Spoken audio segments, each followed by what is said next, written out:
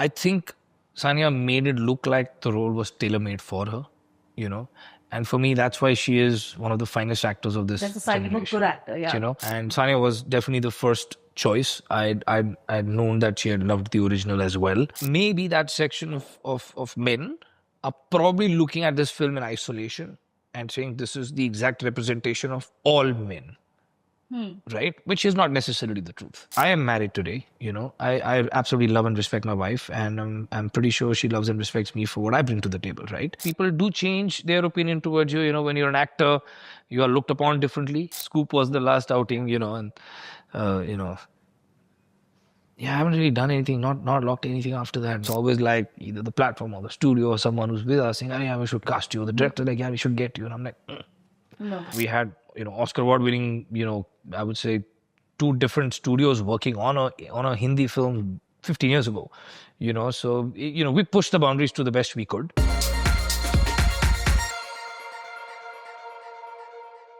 Hello everyone, welcome to News 18. I am Titas Chowdhury in conversation with Harman Baweja. Hi Harman. Hi. How are you? Very good. Good? Very good. Very happy? I mean, rightfully so, I guess. Absolutely, of course. Yeah, of course. Yeah. But, like we were talking about the strong reactions that it has really elicited from people. And then, of course, the film, it does send out a very strong message. But personally, how validating is this? It's the very essence of why I think I set out to make this film.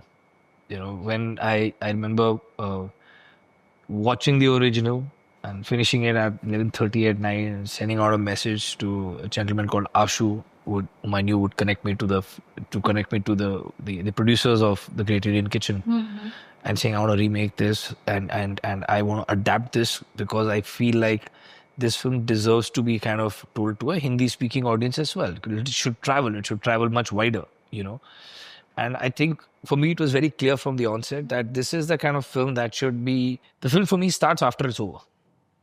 If you know what I'm saying. So when you're watching the film, you're watching a film, you're watching this experience, but, parts of it, everyone's going to relate to, right? Obviously, this is Richa's story. You're kind of peeping into that world. But effectively, not everything is going to be related to everyone.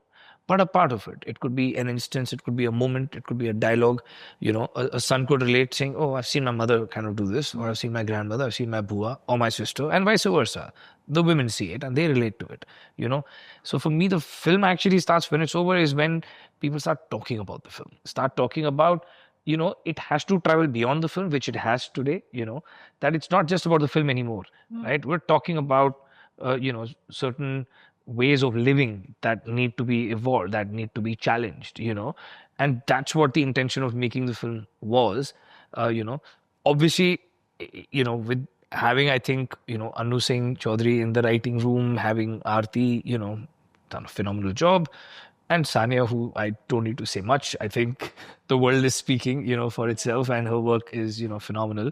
And everyone else who's worked on it, I think for all of us, it was very clear from the onset, yaar, this film has to go beyond the film. And it's gratifying, like you said, validation is one way of looking at it, but I think it's for me, it's more gratifying, and it just empowers you to say, okay, you know what, one can set out to do, push the boundaries a little bit, start a conversation.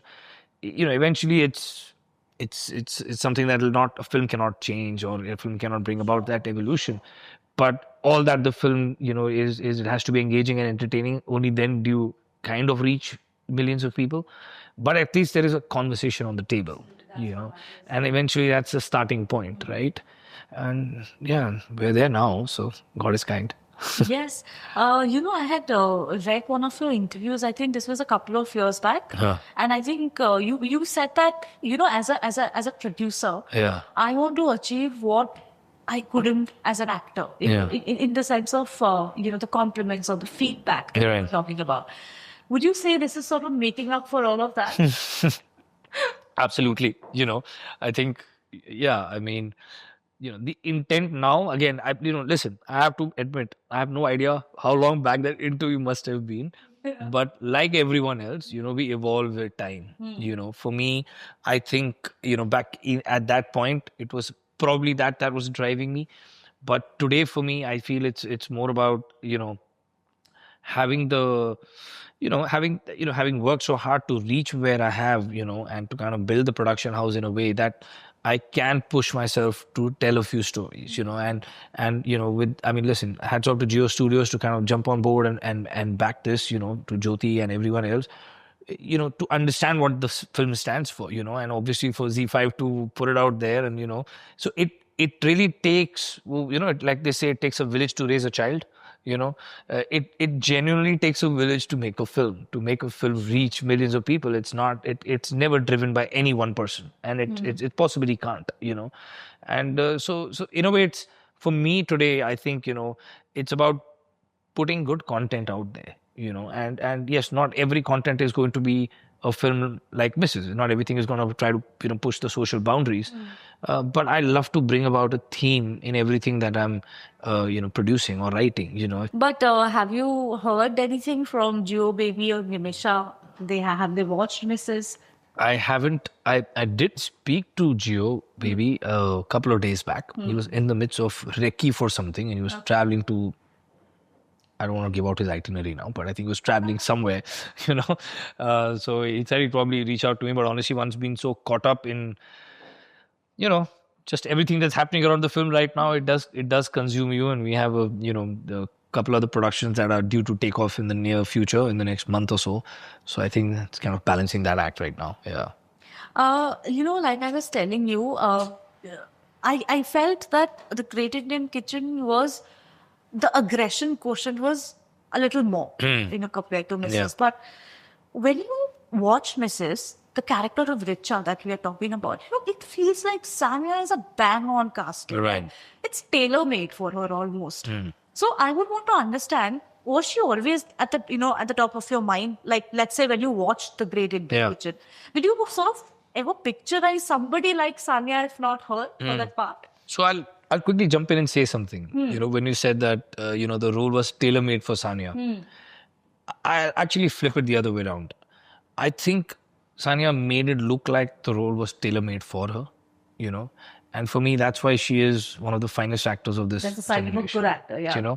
So I don't think the role was tailor-made for her. Richa was Richa, and Sanya was definitely the first choice. I'd known that she had loved the original as well, and and then when we adapted it, I met a bunch of directors to kind of understand each one's take on the film, to eventually come down to Aarti. And because while Aarti had done a film called Cargo before that, which is almost a very different genre altogether, right?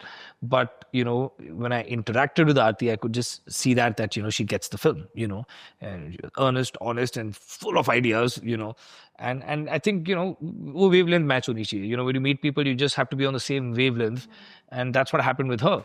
So for me, I think Sanya was the first option, and one couldn't get luckier. We've done a lot of jamming sessions at home, and with food laid out on the table and cracking some wise ones on it, saying who made this and who made that and all of that. Yeah, so I think to begin with, it was a fun atmosphere when we had Anu Singh, who's obviously she's fantastic at what she's done. So just the whole team. There was Tasneem from my team who was kind of sitting with us. It's actually a bunch of women on this film. A large part, from I think my co-producer Smita to Jyoti Deshpande, who is the producer, Sanya, Aarti, Anu. The editor was. Yeah, there's a lot of women on this crew. In fact, if I really think about it now, I think there's a lot of women in general in my office as well. I think pretty much half the core team is women, or probably more. Yeah. Fabulous. But it's very interesting what you said. The fact that you spoke to so many other directors and then you felt like, okay, Aarti understands this.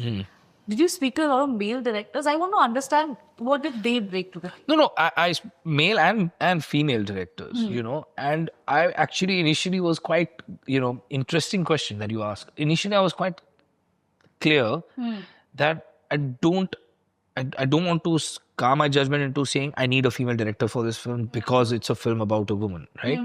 I want to say that no, sometimes I think, when you're slightly away, you probably get a better perspective on things, right? Sure. As a woman, you would feel a lot more because you relate to it more. It's natural, right? If the film was called Mr. and the struggles of a man, more men would relate to it. It's just, it's normal.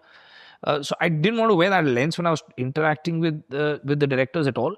And, so I met both the genders, if I may, and I think it was more about the take. I think it was more about who got for me, it was more about the essence of the film and who kind of understands of, how we're looking at adapting it and driving it forward, which with Aarti, it was almost like, I think, ek meeting ki thi aur agli meeting mein I was like, dude, this is it. Let's go with it, Yeah. And she got the film, And it wasn't like Aarti was like, yeah, we need to make this film. It wasn't one of those, right? It was purely that, it's a beautiful film and, this is what I'd like to, and she's done what she's done, which is fantastic. So, paid off. I mean, of course, yeah, what you said is right because Jeo Baby also, he made the film. Correct. See, there you go. So you don't think about it, right? Jeo is, yeah. And the way he really, right. Got the nuances, it was beautiful. Okay, so on one hand, while we are talking about all of this, there's a certain men's right group. You read what they had to say that apparently the film tries to push a narrative about toxic feminism. What do you have to say about that? Is it infuriating? No, I think I'm way past the infuriating stage in life. It'll take a lot to infuriate me.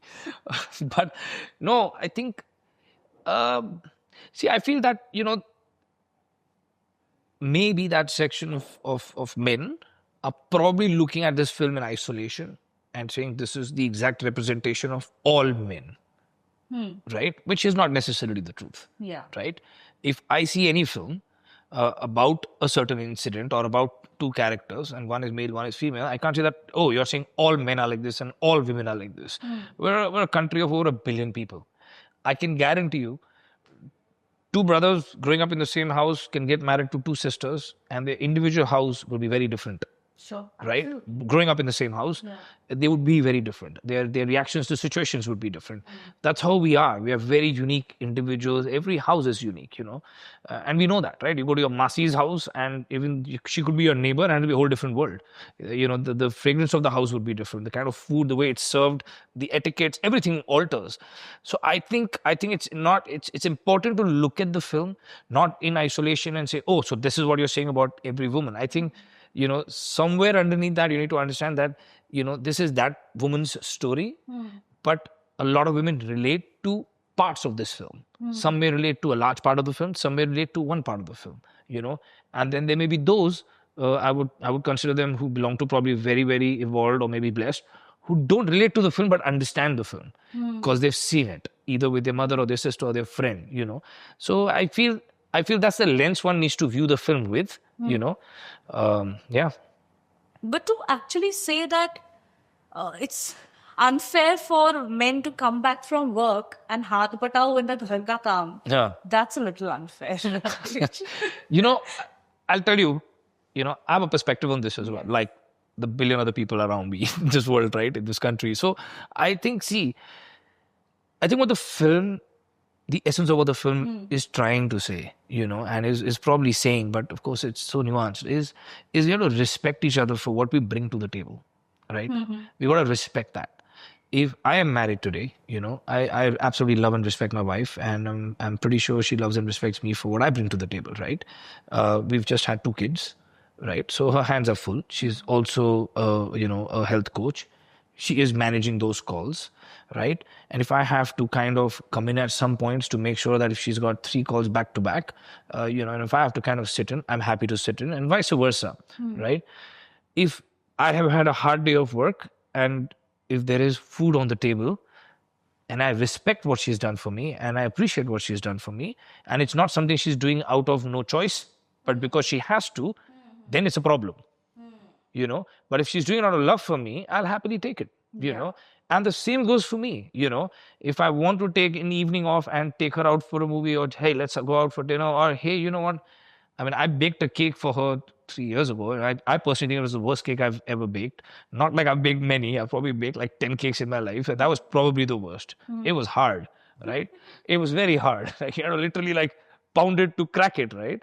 And, she had a bite and she said, for her, even today, she'll talk about that cake, right? Because it's appreciating the efforts. It's appreciating and respecting each other for what you bring to the table. I think that is what is most essential, right? It's respect. And I think that cuts across everything in life, It's not just man, woman, right? It's your house help, it's your house help. It's to your boss, you need to learn to respect everyone. And because everyone is important, everyone has has dignity, and as long as that is brought to the table na, मैं बोलता हूँ ना, आप किसी को इज्जत दो और प्यार दो ना, he'll give his left arm for you. That is correct. And I think, and that's as society, as people, that's effectively what we're working towards, right? What is evolution, right? It's about understanding, and I think that's what the film really speaks for. Yeah. And I think the theme of casual sexism is something that really persists across sectors, industries. Of course, the film industry also, so many conversations happening about casual sexism on a film set. Now, when you were working, this was the late 2000s. Back in the day when I was an actor. Back in the day. As an actor. Because, I know that a lot changes when you're a producer. Were you able to pick on those things? Because why I'm asking is, men are conditioned a certain way. Do you think that you had to go through some kind of reconditioning, unlearning to understand that, okay, this is happening? I think absolutely. I think we're constantly evolving. But did you notice any kind of casual sexism on a film set ever? Because we ask these questions to women, to men. Can you define casual sexism to me before I end up giving an example? Something as basic as, maybe the man is given a better car or a better hotel room. Not really. I always think, from whatever I have seen over the years, I would say it's actually the other way around. Okay. Yeah, because it comes about safety. So you always want to make sure that, she's getting the more secure room, she's getting the better car. So I think that equality is more or less in place. I think the disparity that you're talking about typically comes from the star system in terms of who's a bigger star and so on like that, which is also evolving. Today we tend to want to make sure that everyone is treated at par. Circling back to Mrs., was there ever a thought of giving it a theatrical release? I would say the thought has crossed my mind multiple times, but eventually, we have partnered with Jeo, and, it is a business call, I would say, based on various economics. I think today we've got the kind of reaction and love that we've got. If it came in theaters, could it, still have done what it's done or done more or less, is a hypothetical analysis that, we can sit and do. But we all know eventually when it comes to where it comes to and it gets what it gets is what the reality of it is. So I'm very happy that it's, come on ZEE5, and, I think they've really, honestly, they've really marketed it so beautifully. Like they've really, I think they really felt for the film, the team, and you can see that, I'm part of those group chats. 30 लोग हैं उस group chat में. Your career, Harman, has seen a massive, I think, transformation, from the time you transitioned from an actor to now a producer in a full-fledged manner. Do you see somewhere the industry's reactions changing towards you? Listen, I've been in a part of this industry now. I produced my first film in 2003, man. So we're talking 21, 22 years now of me working, and then of course there's my parents who've been a part of the business much longer than I have, So somewhere you kind of know this industry, you've interacted with pretty much, anyone and everyone who's, a part of this business, except for a lot of the new actors and new directors who kind of come in, and it's so exciting to meet them because, it's a fresh of breath air and you meet someone. But, we've evolved as an industry for sure. And people do change their opinion towards you. When you're an actor, you are looked upon differently. Today when you're writing and producing and creating, then you're sort of on the other side of the fence. But I think to me personally, it helps that I've been on both sides. You tend to kind of understand a little bit better, connect a little better, maybe. And again, I'm saying maybe. I don't know. At least I think so far. So it's a fun industry to be a part of, man. Yeah. So what's happening on the acting front? I don't know. You tell me. Just kidding. No, I think post, I think, Scoop was the last outing, and, I haven't really done anything, not locked anything after that, man. I'm actually, honestly, so focused on on building Baweja Studios into a good content house, and that's my singular focus right now, to be honest. And I've got my blinkers on, and I'm kind of loving it. Don't you feel the greed to cast yourself? The fear or the greed? No, I actually never felt the. It's actually the other way around, yeah. I actually don't feel comfortable enough and the desire to cast myself in anything I'm producing, actually. Oh. Yeah. So every time we're doing something, it's always like either the platform or the studio or someone who's with us saying, oh, yeah, we should cast you. The director like, yeah, we should get you. And I'm like, No. I just feel like I don't think I've reached that level of maturity yet where I can be very honest to myself as an actor and then cut off and be very honest to myself as a producer. I feel I will end up blurring the lines. I feel like I'll end up saying, "Acha, kar ki ye main kar raha hoon." So, let's thoda extra tadka lagate, if you know what I'm saying, right? Yeah. And more often than not, you will mess it up. When you overcook something, right? That's true. And so I don't think I've reached there yet. Yeah. So I think when I'm there, is when I can probably, see if I'm worthy of any role that I'm producing, I can give myself a chance. But I don't think I'm there yet, for sure. Okay. Yeah. Great. Last one. This is again from a relatively older interview of yours. Wow. You said that you spoke about Love Story 2050. You said that I think this film had a lot of potential. If we could make a sharper, crisper screenplay, it must have worked. It would have worked. Have you given it a serious thought? No. No. I listen, when things don't work, you always find ways and solutions or think, what if, what could, would, should, all of that is again hypothetical. One could take the film, re-edit it, rewrite it, reshoot it, and put it out there. And it could be even, it could not work at all, even further down. We don't know, right? So I feel I take that more as an amazing learning curve. I think we pushed the boundaries back in the day. We did the kind of VFX that India had actually never done. It was a unique genre. We went all out. We had Oscar award winning, I would say 2 different studios working on a Hindi film 15 years ago. So we pushed the boundaries to the best we could. The film didn't land the way we would have wanted and hoped for it to land. You learn from it. You understand. I think when you distance yourself, you start learning and understanding what probably went wrong. And then you kind of, evolve and then hopefully do something else in the near future. Yeah. With no pun intended on future, but yeah, hopefully do something in the near future and then, hopefully get it right. And then, and for me, that would be the perfect curve, right? But not attempting that right now. I think you're almost there. Well, we'll find out. Well, on that note, thank you so much. Thank you. for Thank you. this Thank chat. you. Yes. And I'm looking forward to what you produce next. Yes. Thanks There's for the a very pressure. interesting film you're producing, which is Jeo Bachchan in it. Yeah, there's Jaya ma'am, there's Siddhant, Vamika, Vikas Bell's directing that one. That's a very exciting, fun, romantic, musical comedy. But it's a very cool script, man. So very excited about that one. There's Boy from Andaman. There's a few things that I told we're starting. So Great. at it. Good luck. Thank you. Thank you. Hi, this is Harman Baweja, and you're watching me on News 18.